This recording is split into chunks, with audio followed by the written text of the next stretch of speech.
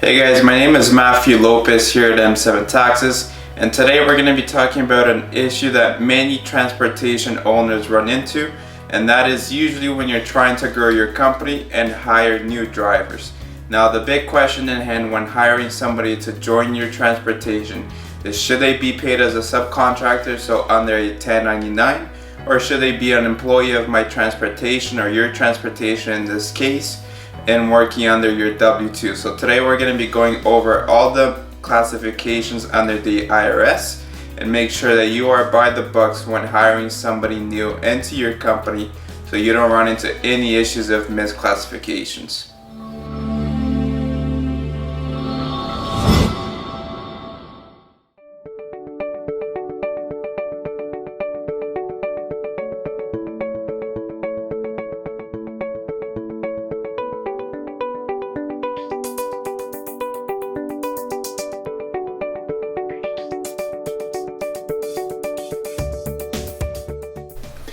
Now, the number one question that you should ask yourself when hiring somebody into your transportation is who is going to be providing the equipment.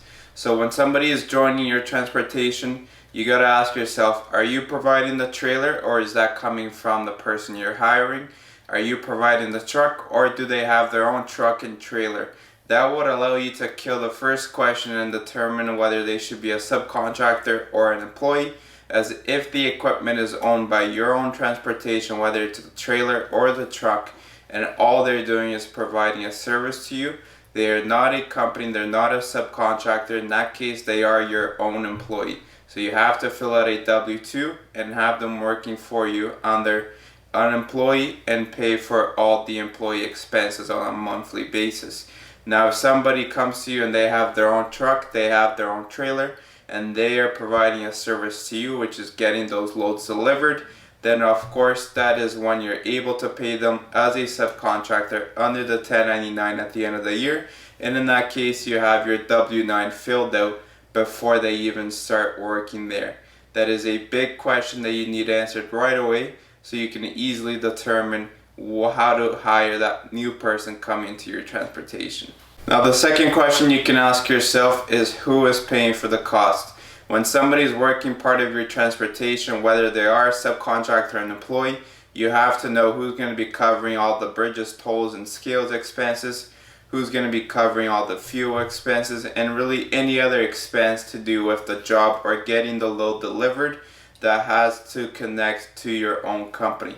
So in that contract, if you are paying for all the expenses and the only thing that the person or the new hire is going to be providing you is getting the loads delivered, those costs are all your business and that person is now an employee to you. Now, if the situation is different and they are paying for all the expenses coming out of their own paycheck, it's their truck, it's their trailer, and all you're doing is covering the salary or commission at the end of the period, then that is something that you can consider them as a subcontractor and pay under the 1099.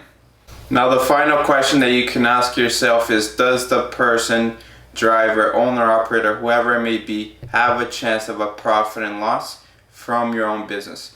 So what does that mean? When somebody is doing a job for you, whether it's providing a service or even providing the equipment, you have to understand if they coming in at the beginning of the day or beginning of the week, do they know how much they're going to make at the end of the day or at the end of the week? Or is that determined by the volume of business that they complete, the number of loads that they get delivered, and the amount of service provided to you?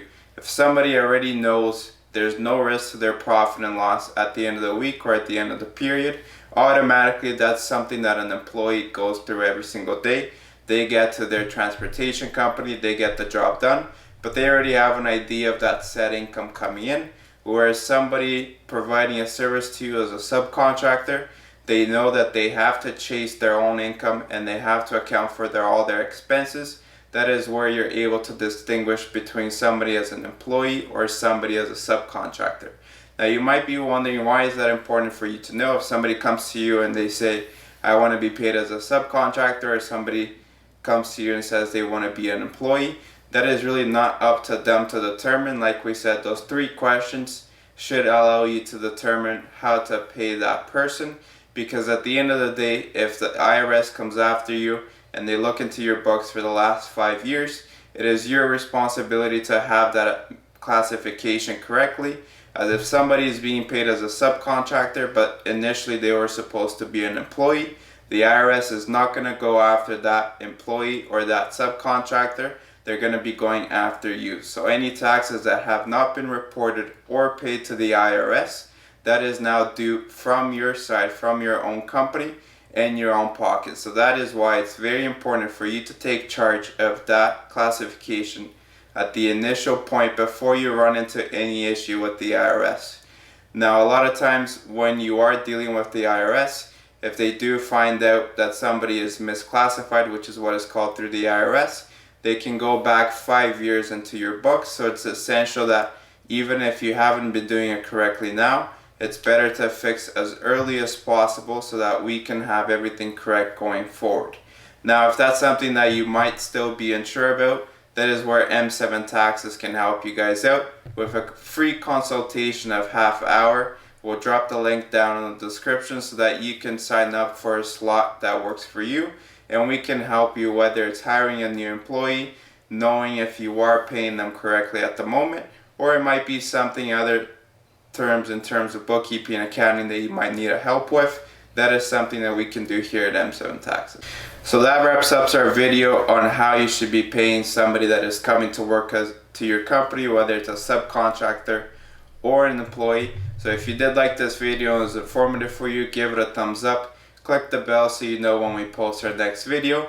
And if you want to follow our page, that will allow you to know when we post our next video and stay up to date with any information in the transportation industry to do with bookkeeping, accounting, any advisory or tips we have for the transportation industry, or even somebody who's looking to open their own transportation and need help, we can help you get started. Thank you guys, until next time.